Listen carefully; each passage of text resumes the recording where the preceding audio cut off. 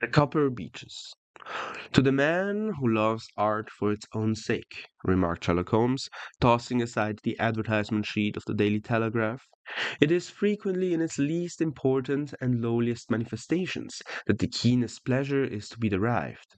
It is pleasant to me to observe, Watson, that you have so far grasped this truth that in these little records of your cases, which you have been good enough to draw up, and, I am bound to say, occasionally to embellish, you have given prominence not so much to the many causes célèbres and sensational trials in which I have figured, but rather to those incidents which may have been trivial in themselves, but which have given room for those faculties of deduction and of logical synthesis which I have made my special province. And yet, said I, smiling, I cannot quite hold myself absolved from the charge of sensationalism which had been urged against my records. You have erred, perhaps, he observed, taking up a glowing cinder with the tongs and lighting with it the long cherrywood pipe which was wont to replace his clay when he was in this putacious rather than a meditative mood. You have erred, perhaps, in attempting to put color and life into each of your statements instead of confining yourself to the task of placing upon record that severe reasoning from cause to effect, which is really the only notable feature about the thing. It seems to me that I have done full justice to you in the matter, I remarked with some coldness, for I was repelled by the egotism which I had more than once observed to be strong factors in my friend's singular character. No, it is not selfishness or conceit, said he, answering, as was his wont, my thoughts rather than my words. If I claim full justice for my art, it is because it is an impersonal thing, a thing beyond myself. Crime is common, logic is rare. Therefore, it is upon the logic rather than upon the crime that you should dwell. You have degraded what should have been a course of lectures into a series of tales. It was a cold morning of the early spring, and we sat after breakfast on either side of a cherry fire in the old room at Baker Street. A thick fog rolled down between the lines of dun-colored houses, and the opposing windows loomed like dark, shapeless blurs through the heavy yellow wreaths. Our gas was lit and shone on the white cloth and glimmer of china and metal, for the table had not been cleared yet. Sherlock Holmes had been silent all the morning, dipping continuously into the advertisement columns of a succession of papers until at last, having apparently given up his search, he had emerged in no very sweet temper to lecture me upon my literary shortcomings. At the same time, he remarked after a pause during which he had sat puffing at his long pipe and gazing down into the fire, you can hardly be open to a charge of sensationalism, for out of these cases, which you have been so kind as to interest yourself in, a fair proportion do not treat of crime in its legal sense at all. The small matter in which I endeavored to help the King of Bohemia, the singular experience of Miss Mary Sutherland, the problem connected with the man with the twisted lip, and the incident of the noble badger were all matters which are outside of pale of the law. But in avoiding the sensational, I fear that you may have bordered on the trivial. The end may have been so, I answered, but the methods I hold to have been novel and of interest.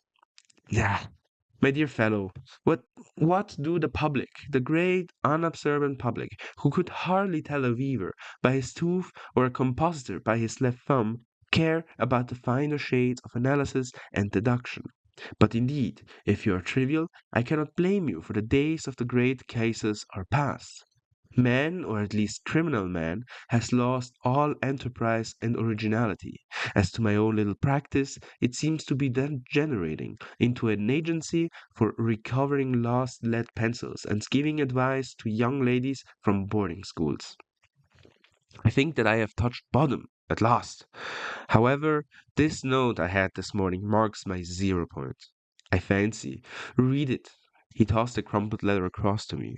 It was dated from Montego Place upon the preceding evening and ran thusly: Dear Mr. Holmes, I am very anxious to consult you as to whether I should or should not accept the situation which has been offered to me as governess. I shall call at 10:30 tomorrow, if I do not inconvenience you. Yours faithfully, Violet Hunter. Do you know the young lady? I asked. Not I. It is 10:30 now. Yes, and I have no doubt that it is her ring. It may turn out to be of more interest than you think. You could remember that the affair of the blue carbuncle, which appeared to be a mere whim at first, developed into a serious investigation. It may be so in this case also. Well, let us hope so. But our doubts will very soon be solved, for here, unless I am much mistaken, is the person in question. As he spoke, the door opened and a young lady entered the room. She was plainly but neatly dressed, with a bright, quick face, freckled like a plover's egg, and with the brisk manner of a woman who has had her own way to make in the world. You will excuse my troubling you, I am sure, said she, as my companion rose to greet her. But I have had a very strange experience, and as I have no parents or relations of any sort from whom I could ask advice, I thought that perhaps you would be kind enough to tell me what I should do. Pray take a seat, Miss Hunter. I shall be happy to do anything that I can to serve you. I could see that Holmes was favorably impressed by the manner and speech of his new client. He looked her over in his searching fashion and then composed himself, with his lids drooping and his fingertips together, to listen to her story. I have been a governess for 5 years, said she, in the family of Colonel Spence Munro, but 2 months ago the colonel received an appointment at Halifax, in Nova Scotia, and took his children over to America with him, so that I found myself without a situation. I advertised and I answered advertisements, but without success. At last, the little money which I had saved began to run short, and I was at my wits' end as to what I should do. There is a well known agency for governess in the West End called Westaways, and there I used to call about once a week in order to see whether anything had turned up which might suit me. Westaway was the name of the founder of the business, but it is really managed by Miss Stoper. She sits in her own little office, and the ladies who are seeking employment wait in the anteroom, and are then shown in one by one, when they consults the ledgers and sees whether she has anything which would suit them. Well, when I called last week, I was shown into the little office as usual, but I found that Miss Stoper was not alone. A prodigiously stout man, with a very smiling face and a great heavy chin, with rolled down in fold upon fold over his throat, sat at her elbow with a pair of glasses on his nose, looking very earnestly at the ladies who entered. As I came in, he gave quite a jump in his chair and turned quickly to Miss Stoper. "That will do," said he. "I could not ask for anything better. Capital! Capital!" He seemed quite enthusiastic, and rubbed his hands together in the most genial fashion. He was such a comfortable looking man that it is quite a pleasure to look at him. "You are looking for a situation, miss?" he asked. "Yes, sir." "As governess?" "Yes, sir." "And what salary do you ask?" I had £4 a month in my last place with Colonel Spence Munro." "Oh, tut, tut! Sweating, rank sweating!" he cried, throwing his fat hands out into the air like a man who is in a boiling passion. "How could anyone offer so pitiful a sum to a lady with such attractions and accomplishments?" "My accomplishments, sir, may be less than you imagine. A little French, a little German, music and drawing." "Tut, tut!" he cried. "This is all quite beside the question. The point is, have you or have you not the bearing and the deportment of a lady? There it is in a nutshell. If you have not, you are not fitted for rearing a child who may some day play a considerable part in the history of the country. But if you have, why, then, how could any gentleman ask you to condescend to attempt anything under the three figures? Your salary with me, madam, would commence at £100 a year. You may imagine, Mr. Holmes, that to me, destitute as I was, such an offer seemed almost too good to be true. The gentleman, however, seeing perhaps the look of incredulity upon my face, opened a pocket-book and took out a note. It is also my custom, said he, smiling in the most pleasant fashion until his eyes were just two little shining slits amid the wide creases of his face, to advance to my young ladies half of their salary beforehand, so that they may meet any little expense of their journey and their wardrobe. It seems to me they had never met so fascinating and so thoughtful a man, as I was already in debt to my tradesmen, and the advance was a great convenience, and yet there was something unnatural about the whole transaction, which made me wish to know a little more before I quite committed myself. Um, may I ask where you live, sir? Said I. Hampshire. Charming rural place. The Copper Beeches, 5 miles off the far side of Winchester. It is the most lovely country, and my dear young lady, and the dearest old country house. And my duties, sir, I should be glad to know what they would be. One child, one dear little romper, just 6 years old. Oh, if you could see him killing cockroaches with a slipper, smack, smack, smack, free gone before you could wink. He leaned back in his chair and laughed his eyes into his head again. I was a little startled at the nature of this child's amusement, but the father's laughter made me think that perhaps he was joking. My sole duties, then, I asked, are to take charge of a single child? No, no, not the soul, not the soul, my dear young lady. Your duty would be, as I am sure your good sense would suggest, to obey any little commands my wife might give, provided always that they were such commands as a lady might with propriety obey. You see no difficulty, eh? I should be happy to take myself useful. Quite so. In a dress now, for example, we are fatty people, fatty but kind-hearted. If you were asked to wear any dress which we might give you, you would not object to a little whim, eh? No, said I, considerably astonished at his words. Or to sit here, or to sit there, that would not be offensive to you? Oh, no. Or to cut your hair quite short before you come to us? I could hardly believe my ears. As you may observe, Mr. Holmes, my hair is somewhat luxuriant, and of a rather peculiar tint of chestnut. It was been considered artistic.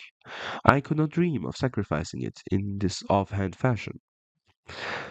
I am afraid that that is quite impossible, said I. He had been watching me eagerly out of his small eyes, and I could see a shadow pass over his face as I spoke.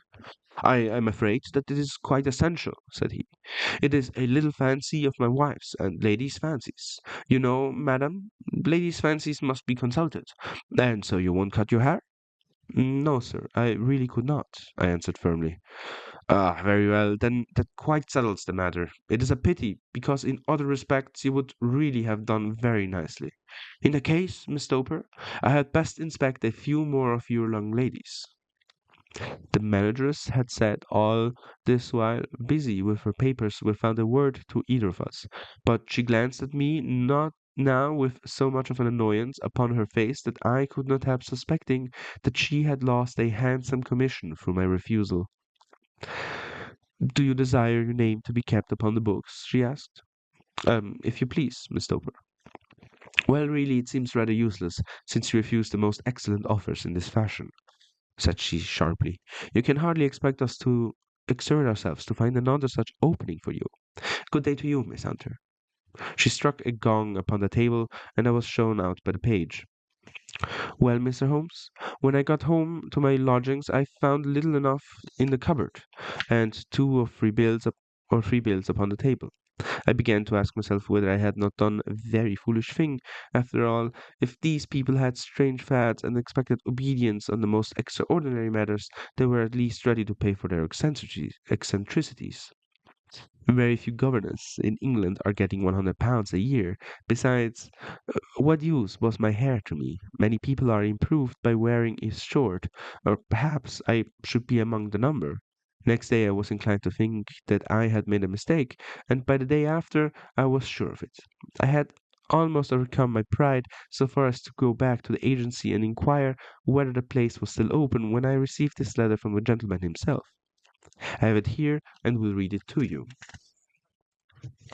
Dear Miss Hunter, Miss Stoper has very kindly given me your address, and I write from here to ask you whether you have reconsidered your decision. My wife is very anxious that you should come for the. She has been much attracted by my description of you. We are willing to give £30 a quarter or £120 a year so as to recompense you for any little inconvenience which our fads may cause you. They are not very exacting, after all. My wife is fond of the particular shade of electric blue and would like you to wear such a dress indoors in the morning.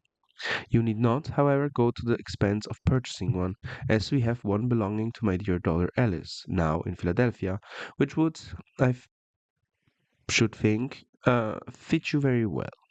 Then, as to sitting here and there or amusing yourself in any manner indicated, then you need cause you no inconvenience. As regards your hair, it is no doubt a pity, especially as I could not help remarking its beauty during our short interview. But I am afraid that I must remain firm upon this point, and I only hope that the increased salary may recompense you for the loss. Your duties, as far as the child is concerned, are very light. Now do try to come, and I shall meet you with the dog cart at Winchester. Let me know your train. Yours faithfully, Jepraroo Castle. That is the letter which I have just received, Mr. Holmes, and my mind is made up that I will accept it.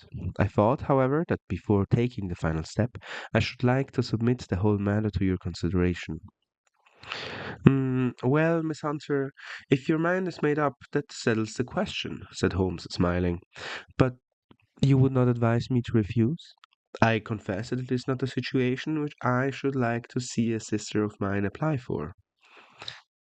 What is the meaning of it all, Mr. Holmes? I have no data. I cannot tell. Perhaps you have yourself formed some opinion?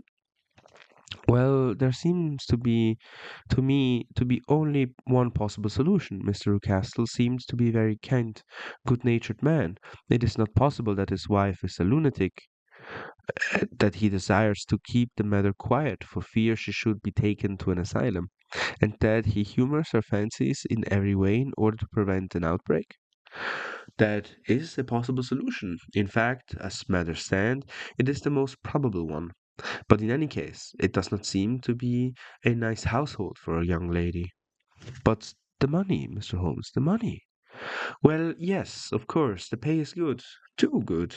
That is what makes me uneasy. Why should they give you £120 a year when they could have their pick for £40? There must be some strong reason behind. I thought that if I told you the circumstances, you would understand afterwards. If I wanted your help, I should feel so much stronger if I felt that you were at the back of me. Oh, you may carry that feeling away with you. I assure you that your little problem promises to be the most interesting which has come my way for some months. There is something distinctly novel about some of the features. If you should find yourself in doubt or in danger. Danger? What danger do you foresee? Holmes shook his head gravely. It would cease to be a danger if we could define it. But at any time, day or night, a telegram would bring me down to your help. That is enough. She rose briskly from her chair, with the anxiety all swept from her face. I shall go down to Hampshire quite easy in my mind now. I shall write to Mr. Castle at once, sacrifice my poor hair tonight, and start for Winchester tomorrow. With a few grateful words to Holmes, she bade us both good night and bustled off upon her way. At least, said I, as we heard her quick, firm steps descending the stairs, she seems to be a young lady who is very well able to take care of herself. And she would need to be, said Holmes gravely. I am much mistaken if we do not hear from her before many days are past. It was not very long before my friend's prediction was fulfilled. A fortnight went by, during which I frequently found my thoughts turning in her direction and wondering what strange side alley of human experience this lonely woman had strayed into. The unusual salary, the curious conditions, the light duties all pointed to something abnormal, though whether a fad or a plot, or whether the man were a philanthropist or a villain, it was quite beyond my powers to determine. As to Holmes, I observed that he sat frequently for half an hour on end, with knitted brows and an abstracted air, but he swept the matter away with a wave of his hand when I mentioned it. Ah, data, data, data, he cried impatiently. I can make bricks without clay. And yet he would always wind up by the muttering that no sister of his should ever have accepted such a situation. The telegram which we eventually received came late one night, just as I was thinking of turning in, and Holmes was settling down to one of those all-night chemical researches which he frequently indulged in. When I would leave him stooping over a retort and a test tube at night, and find him in the same position when I came down to breakfast in the morning, he opened the yellow envelope and then, glancing at the message, threw it across to me. Just look up the trains in Bradshaw, said he, and turned back to his chemical studies. The summons was a brief and urgent one. Please be at the Black Swan Hotel at Winchester at midday tomorrow. Do come. I am at my wit's end. Hunter. Will you come with me? Asked Holmes, glancing up. I should wish to. Just look it up then. There's a train at 9:30, said I, glancing over my Bradshaw. It is due at Winchester at 11:30. That will do very nicely. Then perhaps I had better postpone my analysis of the ace stones, as we may need to be at our best in the morning. By 11 o'clock the next day we were well upon our way to the old English capital. Holmes had been buried in the morning papers all the way down, but after he passed the Hampshire border he threw them down and began to admire the scenery. It was an ideal spring day, a light blue sky flecked with little fleecy white clouds drifting across from west to east. The sun was shining very brightly, and yet there was an exhilarating nip in the air, which set an edge to immense energy. All over the countryside, away to the rolling hills around Aldershot, the little red and grey roofs of the farm steadings peeped out from amid the light green of the new foliage. Are they not fresh and beautiful? I cried with all the enthusiasm of a man fresh from the fogs of Baker Street. But Holmes shook his head gravely. Do you know, Watson, that is one of the curses of a mind with a turn like mine, that I must look at everything with reference to my own special subject. You look at these scattered houses, and you are not impressed by their beauty. I look at them, and the only thought which comes to me is a feeling of their isolation and of the impunity with which crime may be committed there.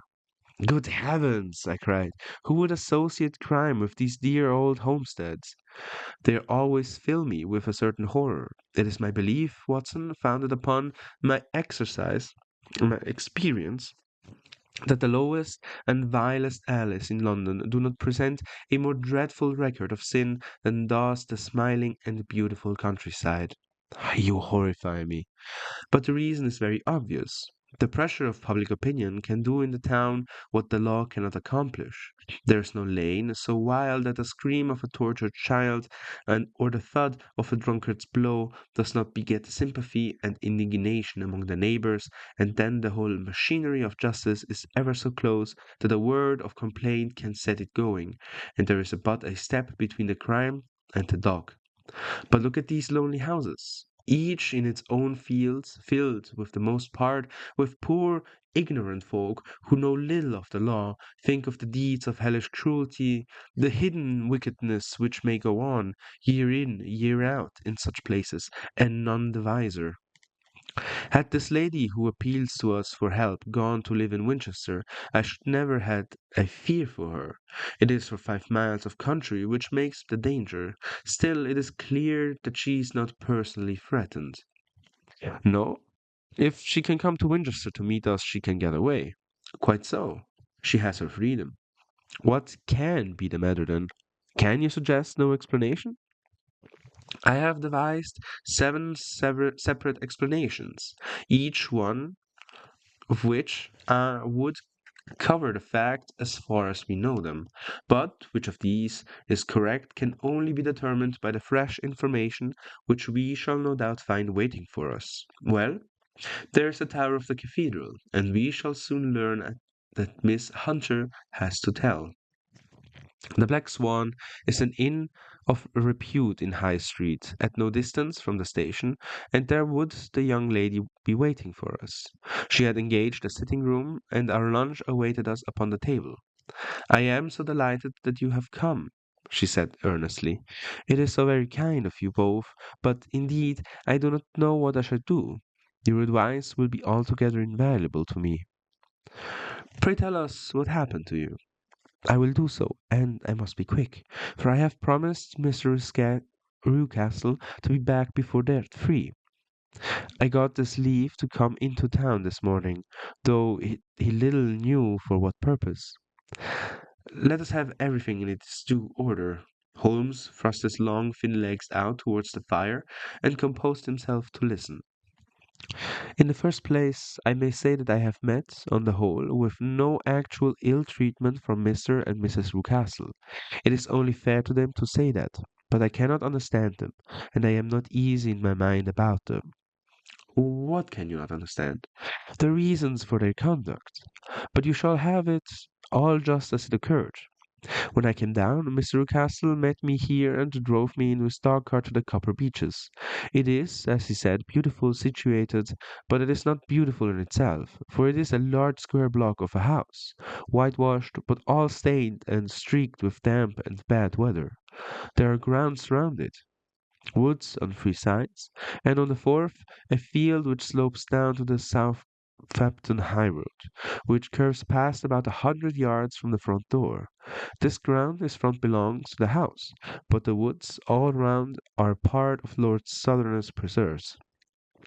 A clump of copper beeches, immediately in front of the hall door, has given its name to the place.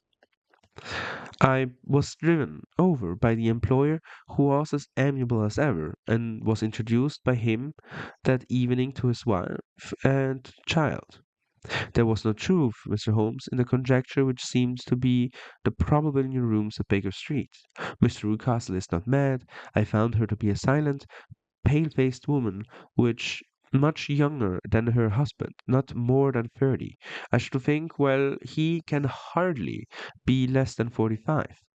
From the conversation I have gathered that they have been married about 7 years, that he was a widower, and that his only child by the first wife was the daughter who has gone to Philadelphia. Mr. Rucastle told me in private that the reason why she had left them was that she had an unreasoning aversion to her stepmother. As the daughter could not have been less than 20, I can quite imagine that her position must have been uncomfortable with her father's young wife. Miss Rucastle seems to me to be colourless in mind as well as in feature. She impressed me neither favourably nor the reverse. She was a nonentity, where it was easy to see that she was passionately devoted both to her husband and to her little son. Her light grey eyes wandered continually from one to the other, nothing every little want and forestalling it if possible. He was kind to her also in his bluff, boisterous fashion, and on the whole they seemed to be a happy couple, and yet she had some secret sorrow, this woman. She would often be lost in deep thought, with the saddest look upon her face. More than once I have surprised her in tears. I have thought sometimes that it was the disposition of her child which weighed upon her mind, for I have never met so utterly spoiled and so ill-natured a little creature. He is small for his age, with a head which is quite disproportionately large. His whole life appears to be spent in an alternation between savage fits of passion and gloomy intervals of sulking. Giving pain to any creature weaker than himself seems to be his one idea of amusement, and he shows quite remarkable talent in planning the capture of mice, little birds, and insects. But I would rather not talk about the creature, Mr. Holmes, and indeed he has little to do with my story. "I am glad of all the details," remarked my friends, "whether they seem to you to be relevant or not. I shall try not to miss anything of importance. The one unpleasant thing about the house, which struck me at once, was the appearance and conduct of the servants. There are only two, a man and his wife. Toller, for that is his name, is a rough, uncouth man, with grizzled hair and whiskers, and a perpetual smell of drink. Twice since I have been with them he has been quite drunk, and yet Miss Rucastle seems to take no notice of it. His wife, is a very tall and strong woman with a sour face as silent as Miss Rucastle's, and such less amiable. They are a most unpleasant couple, but fortunately I spend most of my time in the nursery and my own room, which are next to each other in the corner of the building. For 2 days after my arrival at the Copper Beeches, my life was very quiet. On the third, Miss Rucastle came down just after breakfast and whispered something to her husband. "Oh, yes," said he, turning to me. "We are very much obliged to you, Miss Hunter, for falling in with our whims so far as to cut your hair. I assure you that it has not detracted in its tiniest iota from your appearance. We shall now see how the electric blue dress will become you. You will find it laid out upon the bed in your room, and if you would be so good as to put it on, we should both be extremely obliged." The dress which I found waiting for me was a peculiar shade of blue. It was of excellent material, a sort of beige, but it bore unmistakable signs of having been worn before. It could not have been a better fit if I had been measured for it. Both Mr. and Miss Rucastle expressed delight at the look of it, which seemed quite exaggerated in its vehemence. They were waiting for me in the drawing room, which is a very large room stretching along the entire front of the house, with three long windows reaching down to the floor. A chair had been placed close to the central window, with its back turned towards it.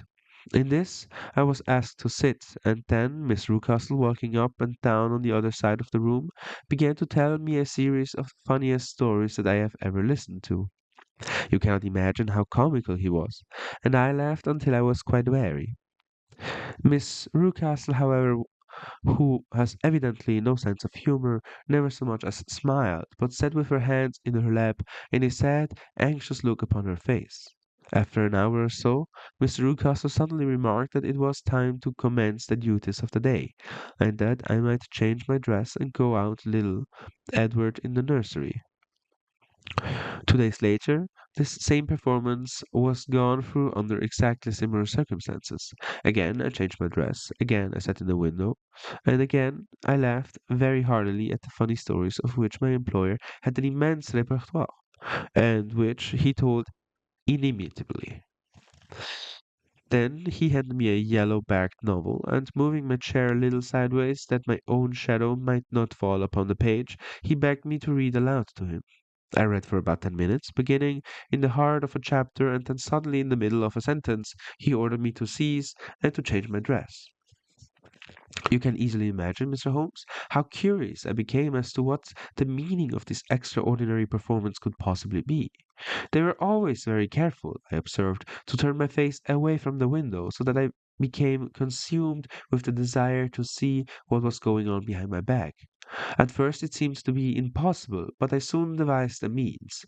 My hand mirror had been broken, so a happy thought seized me, and I concealed a piece of the glass in my handkerchief. On the next occasion, in the midst of my laughter, I put my handkerchief up to my eyes, and was able, with a little management, to see all that there was behind me. I confess that I was disappointed. There was nothing. At least that was my first impression. At second glance, however, I perceived that there was a man standing in the South Lambton Road, a small, bearded man in a grey suit, who seemed to be looking in my direction. The road is an important highway, and there are usually people there. This man, however, was leaning against the railings which bordered our field and was looking earnestly up. I lowered my handkerchief and glanced at Miss Rucastle to find her eyes fixed upon me with a most searching gaze. She said nothing, but I am conceived that she had divined that I had a mirror in my hand and had seen what was behind me. She rose at once. "Jeffro," said she, "there is an impertinent fellow upon the road there who stares up at Miss Hunter." "No friend of yours, Miss Hunter?" he asked. "No, I know no one in these parts." "Dear me, how very impertinent! Kindly turn round and motion to him to go away." "Surely it would be better to take no notice."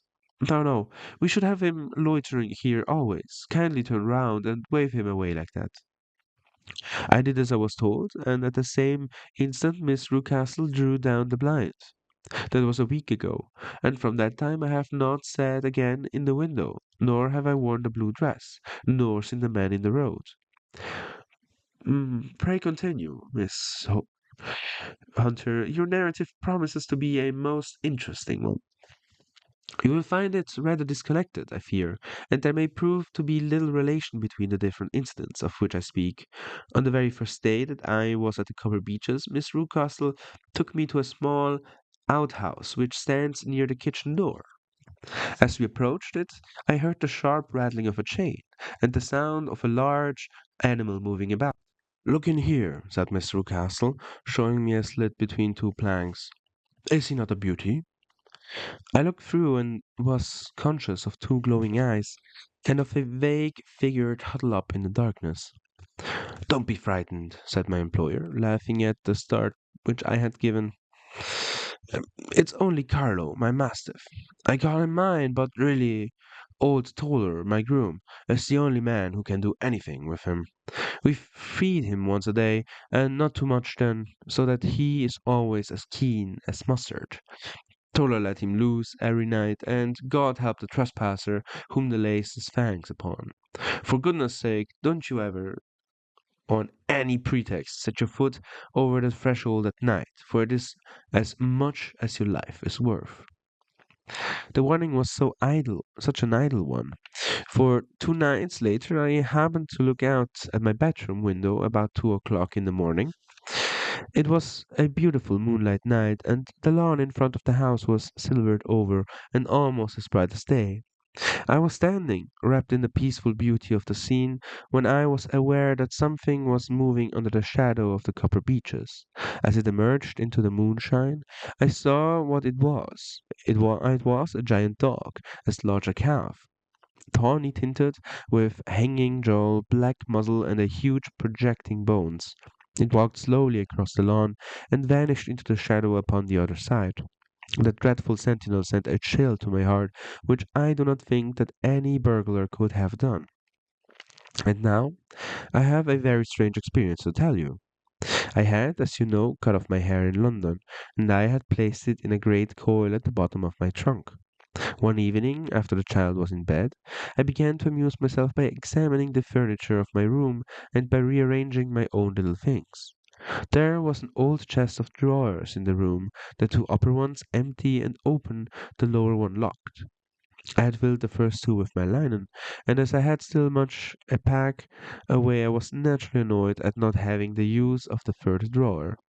It struck me that it might have been fastened by a mere oversight, so I took out my bunch of keys and tried to open it. The very first key fitted to perfection, and I drew the door open. There was only one thing in it, but I am sure that you would never guess what it was. It was my coil of hair. I took it up and examined it. It was of the same peculiar tint and the same thickness. But then the impossibility of the thing obtruded itself upon me. How could my hair have been locked in a drawer? With trembling hands I undid my trunk, turned out the contents, and drew from the bottom my own hair. I laid the two trousers together, and assured you that they were identical. Was it not extraordinary? Puzzle as I would, I could make nothing of all of what it meant. I returned the stranger's hair to the drawer and said nothing to the matter to the Ruthcastles, as I felt that I had put myself in the wrong by opening a drawer which they had locked. I am naturally observant, as you may have remarked, Mr. Holmes, and soon had a pretty good plan of the whole house in my head. There was one wing, however, which appeared not to be inhabited at all. The door which faced that, which led into the quarters of the Tollers, opened into the suite, but it was invariably locked. One day, however, as I ascended the stair, I met Mr. Rucastle coming out through this door, his keys in hand, and look on his face which made him a very different person to the round, jovial man to whom I was accustomed. His cheeks were red, his brow was all crinkled with anger, and the veins stood out at his temples with passion. He locked the door and hurried past me without a word or a look. This aroused my curiosity, so when I went out for a walk in the grounds with my charge, I strolled round to the side from which I could see the windows of this part of the house. There were four of them in a row, three of which were simply dirty, while the fourth was shuttered up. They were evidently all deserted. As I strode up and down, glancing at them occasionally, Mr. Rucastle came out to me, looking merry and jovial as ever. "Ah," said he, "you must not think me rude if I passed you without a word, my dear young lady. I was preoccupied with business matters." I assured him that I was not offended. "By the way," said I, "you seem to have quite a suite of spare rooms up there, and one of them has the shutters up." He looked surprised and, as it seems to me, a little startled at my remark. "Photography is one of my hobbies," said he. "I have made my dark room up there. But, dear me, what an observant young lady we have come upon! Who would have believed it? Who would have ever believed it?" He spoke in a jesting tone, but there was no jest in his eyes as he looked towards me. I read suspicion there and annoyance, but no jest. Well, Mr. Holmes, from the moment that I understood that there was something about that suite of rooms which I was not to know, I was all on fire to go over them. It was not mere curiosity, though I have my share of that. It was more a feeling of duty, a feeling that some good might come from my penetrating to this place. They talk of woman's instinct. Perhaps it was woman's instinct which gave me that feeling. At any rate, it was there, and I was keenly on the lookout for any chance to pass the forbidden door. It was only yesterday that the chance came. I may tell you that, besides Mr. Rucastle, both Toller and his wife find something to do in these deserted rooms, and I once saw him carrying a large black linen bag with him through the door. Recently, he has been drinking hard, and yesterday evening he was very drunk, and when I came upstairs, there was the key in the room. I have no doubt at all that he had left it there. Mr. and Miss Rucastle were both downstairs, and the child was with them, so that I had an admirable opportunity. I turned the key gently in the lock and opened the door and slipped through. There was a little passage in front of me, unpapered and uncarpeted, which turned at the right angle at the farther end. Round this corner were three doors in a line, the first and third of which were open. They each led into an empty room, dusty and cheerless, with two windows in the one and one in the other, so thick with dirt that the evening light gleamed dimly through them. The center door was closed, and across the outside of it had been fastened one of the broad bars of an iron bed, padlocked at one end to a ring in the wall and fastened at the other with a stout cord. The door itself was locked as well, and the key was not there. This barricaded door corresponded clearly with the shuttered window outside, and yet I could see by the glimmer from beneath it that the room was not in darkness. Evidently there was a skylight which led in front from above. As I stood in the passage, gazing at the sinister door and wondering what secret it might veil, I suddenly heard the sound of steps within the room and saw a shadow pass backwards and forwards against the little slit of dim light which shone out from under the door.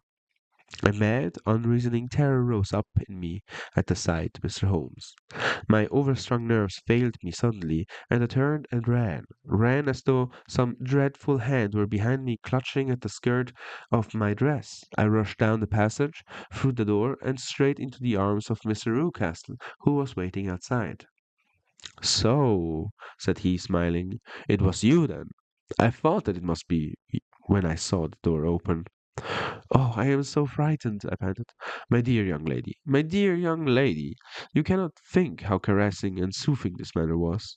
And what has frightened you, my dear young lady?" But his voice was just a little too coaxing. He overdid it. I was keenly on my guard against him. "I was foolish enough to go into the empty wing," I answered, "but it was so lonely and eerie in this dim light that I was frightened and ran out again. Oh, it is so dreadfully still in there." "Only that?" said he, looking at me keenly. "Why, what did you think?" I asked. "Why do you think that I locked this door?" "I am sure that you do not know. It is to keep people out who have no business there. Do you see?" He was still smiling in the most amiable manner. "I am sure if I had known—" "Well, then, you know now. And if you ever put your foot over that threshold again—" Here, in an instant, the smile hardened into a grin of rage, and he glared down at me with the face of a demon. I'll throw you to the mastiff. I was so terrified that I do not know what I did. I suppose that I must have rushed past him into my room. I remember nothing until I found myself lying on the bed trembling all over. Then I thought of you, Mr. Holmes. I could not live there longer without some advice. I was frightened of the house, of the man, of the woman, of the servants, even of the child. They were all horrible to me. If I could only bring you down, all would be well. Of course, I might have fled from the house, but my curiosity was almost as strong as my fears. My mind was soon made up. I would send you a wire. I put on my hat and cloak. I went down to the office, which is about half a mile from the house, and then returned feeling very much easier.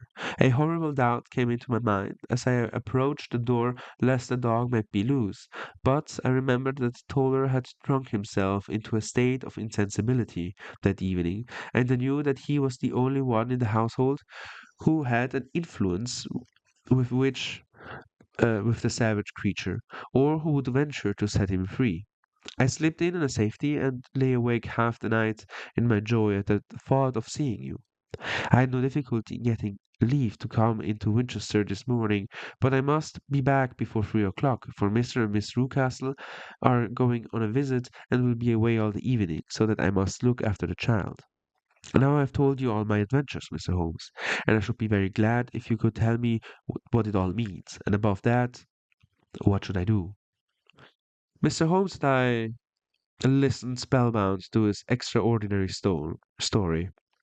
My friend rose now and paced up and down the room, his hands in his pockets and an expression of the most profound gravity upon his face. Is Toller still drunk? Yes, I heard his wife tell Miss Rucastle that could do nothing with him. That is well. And the Rucastles go out tonight? Yes. Is there a cellar with a good strong lock? Yes, the wine cellar. You seem to me to have acted all through this matter like a very brave and sensible girl, Miss Hunter. Do you think that you could perform one more feat? I should not ask it of you if I did not think of a quite exceptional woman. I will try. What is it? We shall be at the Copper Beeches by 7 o'clock, my friend and I. The Rucastles will be gone by the time, and the Tollers will, we hope, be incapable. There only remains Miss Toller, who might give the alarm. If you could send her into the cellar on some errand, and then turn the key upon her, you could facilitate matters immensely. I will do it. Excellent. We shall then look thoroughly into the affair. Of course, there is only one feasible explanation. You have been brought there to impersonate someone, and the real person is imprisoned in this chamber. That is obvious. As to who this prisoner is, I have no doubt that it is the daughter, Miss Alice Rucastle, if I remember right, who was said to have gone to America. You were chosen, doubtless, as resembling her in height, figure, and the color of your hair. Hers had been cut off, very possibly in some illness through which she has passed, and so, of course, yours had to be sacrificed also. By a curious chance, you came upon her tresses. The man in the road was undoubtedly some friend of hers, possibly her fiancé, and no doubt, as you wore the girl's dress and were so like her, he was convinced from your laughter whenever he saw you, and afterwards from your gesture, that Miss Rucastle was perfectly happy, and that she no longer desired his attentions. The dog is let loose at night to prevent him from endeavoring to communicate with her. So much is fairly clear. The most serious point in the case is the disposition of the child. What on earth has that to do with it? My dear Watson, you as a medical man are continually gaining light to the tendencies of a child by the study of the parents. Don't you see that the converse is equally valid? I have frequently gained my first real insight into the character of parents by studying their children. This child's disposition is abnormally cruel, merely for the cruelty's sake, and whether he derives this from her smiling father, as I should expect, or from his mother, it bodes evil for the poor girl who is in their power. I am sure that you are right, Mr. Holmes. A thousand things came back to me which make me certain that you have hit it. Oh, let us not lose and instant in bringing help to those poor creatures. We must be circumspect, for we are dealing with a very cunning man. We can do nothing until 7 o'clock. At that hour we shall be with you, and it will not be long before we solve the mystery. We were as good as our word, for it was just 7 when we reached the copper beeches. Having put up our trap at a wayside public house, the group of trees with their dark leaves shining like burnished metal in the light of the setting sun, were sufficient to mark the house even had Miss Hunter not been standing smiling on the doorstep. Have you managed it? A loud, thudding noise came from somewhere downstairs. That is Miss Toller in the cellar, said she. Her husband lies snoring on the kitchen rug. Here are his keys, which are the duplicates of Mr. Rucastle's. You have done well indeed, cried Holmes with enthusiasm. Now lead the way, and we shall soon see the end of this black business. We passed up the stair, unlocked the door, followed on down a passage, and found ourselves in the front of the barricade which Miss Hunter had described. Holmes cut the cord and removed the transverse bar. Then he tried the various keys in the lock, but without success. No sound came from within, and at silence Holmes' face clouded over. I trust that we are not too late, said he. I think, Miss Hunter, that we had better go in without you. Now, Watson, put your shoulder to it, and we shall see whether we cannot make our way in. It was an old rickety door, and gave at once before our united strength. Together we rushed into the room. It was empty.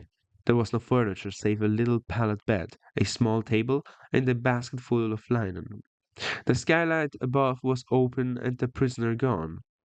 There has been some villainy here, said Holmes. This beauty has guessed Miss Hunter's intention and has carried his victim off. But how? Through the skylight. We shall soon see how he managed it. He swung himself up onto the roof. Ah, yes. Here's the end of a long, light ladder against the eaves. That is how he did it. But it is impossible, said Miss Hunter. The ladder was not there when Rucastles went away. He has come back and done it. I tell you that he is a clever and dangerous man. I should not be very much surprised if this were his whose step I hear now upon the stair. I think, Watson, that is would be as well for you to have your pistol ready.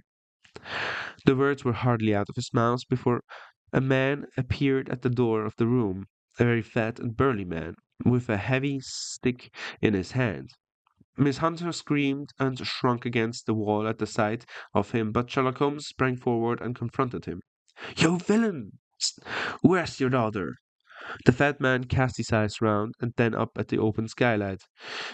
It is for me to ask you that, he shrieked. You thieves, spies and thieves! I've caught you, have I? You are in my power. I'll serve you. He turned and clattered down the stairs as hard as he could go. He's gone for the dog, cried Miss Hunter. I have my revolver, said I. Better close the front door, cried Holmes, and we all rushed down the stairs together. We had hardly reached the hall when we heard the baying of a hound, and then a scream of agony, with a horrible worrying sound which it was dreadful to listen to. An elderly man with a red face and shaking limbs came staggering out at the side door. My God! He cried. Someone has loosed the dog. It's not been fed for 2 days. Quick, quick, or it'll be too late. Holmes and I rushed out and round the angle of the house, with Toller hurrying behind us. There was the huge famished brute, its black muzzle buried in Rucastle's throat, while he writhed and screamed upon the ground. Running up, I blew its brains out, and it fell over with its keen white teeth still meeting in the great creases of his neck. With much labor, we separated them and carried him, living but horribly mangled, into the house. We laid him upon the drawing room sofa, and having dispatched the sobered Toller to bear the news of his wife, I did what I could to relieve his pain. We were all assembled round him when the door opened, and a tall, gaunt woman entered the room.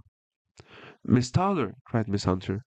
"Yes, miss. Mr. Rucastle let me out when he came back before he went up to you. Ah, miss, it is a pity you didn't let me know what you were planning, for I would have told you that your pains were wasted." "Ha!" said Holmes, looking keenly at her. "It is clear that Miss Toller knows more about this matter than anyone else." "Yes, sir, I do, and I am ready enough to tell what I know." "Then pray sit down, and let us hear it, for there are several points on which I must confess that I am still in the dark. I will soon make it clear to you, and I'd have done so before now if I could got out of the cellar. If there's police court business over this, you'll remember that I was the one that stood your friend, and that I was Miss Alice's friend too. She was never happy at home, Miss Alice wasn't. From the time that her father married again, she was slight like and had not no say in anything, but it never really became bad for her until after she met Miss Fowler's at a friend's house. As well as I could learn, Miss Alice had rights of her own by will, but she was so quiet and patient, she was, that she never said a word about them, just left everything in Mr. Rucastle's hands. We knew he was safe with her, but when there was a chance of a husband coming forward who would ask for all that law would give him, then her father thought of it time to put a stop on it. He wanted her to sign a paper so that whether she married or not, she could use her money. When she wouldn't do it, he kept on worrying her until she got brain fever and for 6 weeks was at death's door. Then she got better at last, all worn to a shadow, and with beautiful hair cut off. But that didn't make no change in her young man, and he stuck to her as true as a man could be. "Ah," said Holmes, "I think that what you have been good enough to tell us makes the matter fairly clear, and that I can deduce all that remains. Mr. Rucastle, then, I presume, took the system of imprisonment." "Yes, sir." "And brought Miss Hunter down from London in order to get rid of the disagreeable persistence of Mr. Fowler." "That was it, sir." But Mr. Fowler, being a persevering man, and a good seaman should be, blockaded the house, and having met you succeeded by certain arguments, metallic or otherwise, in convincing you that your interests were the same as his. Mr. Fowler was a very kind-spoken, free-handed gentleman, said Miss Toller serenely, and in this way he managed that your good man should have no want of drink, and that a ladder should be ready at the moment when your master had gone out. You have it, sir, just as it happened. I am sure we owe you an apology, Miss Toller, for you have certainly cleared up everything which puzzled us. And here comes the country surgeon and Mrs. Rucastle, so I think, Watson, that we had best escort Miss Hunter back to Winchester, as it seems to me that our locus standi now is rather a questionable one. And thus was solved the mystery of the sinister house, with the copper beeches in front of the door. Mr. Rucastle survived, but was always a broken man, kept alive solely through the care of his devoted wife. They still live in their old servants, who probably know so much of Rucastle's past life that he finds it difficult to part from them. Mr. Fowler and Miss Rucastle were married, by special license, in Southampton the day after their flight, and he is now the holder of a government appointment in the island of Mauritius. As to Miss Violet Hunter, my friend Holmes, rather to my disappointment, manifested no further interest in her when once she had ceased to be the centre of his problems, and she is now the head of a private school at Walsall, where I believe that she has met with considerable success.